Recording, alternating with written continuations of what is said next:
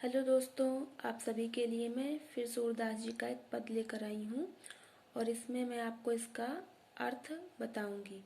और इसका संदर्भ मैं पिछली वीडियो में बता चुकी हूँ।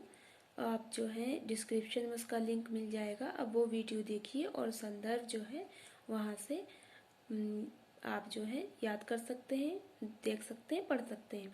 यहाँ पर मैं इसकी व्याख्यानी अर्थ बताऊंगी।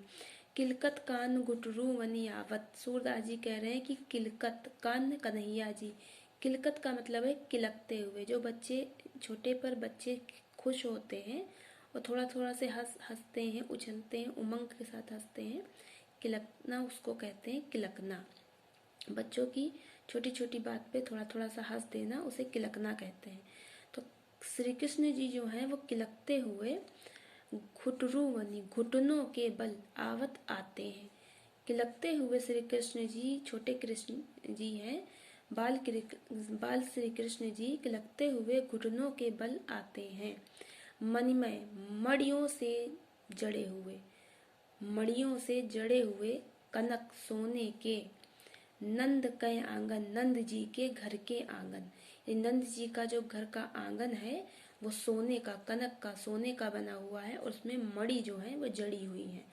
तो नंद जी के सोने के मणि जड़े हुए आंगन में बिंब पकड़ी व धावत, मड़ियों में पड़ने वाले अपने बिंब को यानी अपनी परछाई को पकड़ने के लिए धावत दौड़ते हैं। कबहू कभी निरखी देखकर हरि भगवान श्री कृष्ण आपू अपनी छाह परछाई को। कभी श्री कृष्ण अपनी परछाई को देखते हैं। कर सो पकड़न चाहत, कर हाथ सौ से, कर सो हाथ से पकड़न पकड़ना चाहते हैं। तो कभी श्री कृष्ण जी अपनी परछाई को उन मड़ियों में देखते हैं और उसे हाथ से पकड़ना चाहते हैं। किलक हसत राजत दुए दतियां। किलक किलकते हुए, हसत हंसते हुए, राजत सुशोभित होती, सुंदर लगती हैं। दुए दतियां दो दांत, बच्चों के दो आगे के दांत निकल आते हैं। तो जब बच्चे हंसते हैं तो उनके दो दांत आगे के दिखाई पड़ते हैं। वही दांत जो हैं वो श्री कृष्ण जी के भी दिखाई पड़ रहे हैं। तो यहाँ पे सूरदास जी कहते हैं कि किलकते और हंसते हुए श्री कृष्ण जी के दो दांत सुशोभित हो रहे हैं। पुनि पुनि तिहि अवगाहत, और पुनि पुनि बार बार तिहि उनको अवगाहत दिखाते हैं। कनक भूमि पर करपग छाया, कनक सोने के, भूमि जमीन पर, सोने की जमीन पर या सोने के बने हुए आंगन पर, कर हाथों की, पग पैरों की, छाया परछाई देखकर।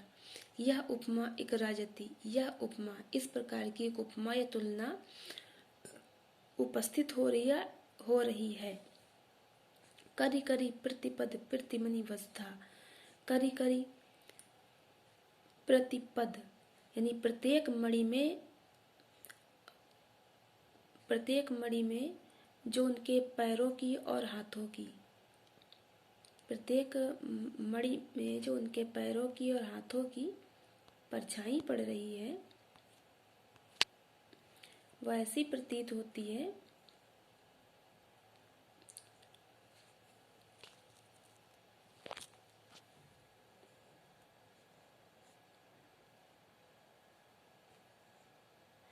करी करी प्रतिपद प्रतिमनि वसदा, जो धरती पर उनके जो है सोने के बने हुए आंगन में नहीं, वसदा पर धरती पर जो उनके हाथों की, करी करी हर हाथों की जो परछाई पड़ रही, तो प्रत्येक मणि में जो हाथों की परछाई है तो बहुत सारे हाथ दिखाई पड़ रहे हैं। करी करी कर कर बहुत सारे हाथ, प्रतिपद प्रत्येक मणि में जो पैरों की छाई पड़ रही है तो बहुत सारे पैर दिखाई पड़ रहे हैं।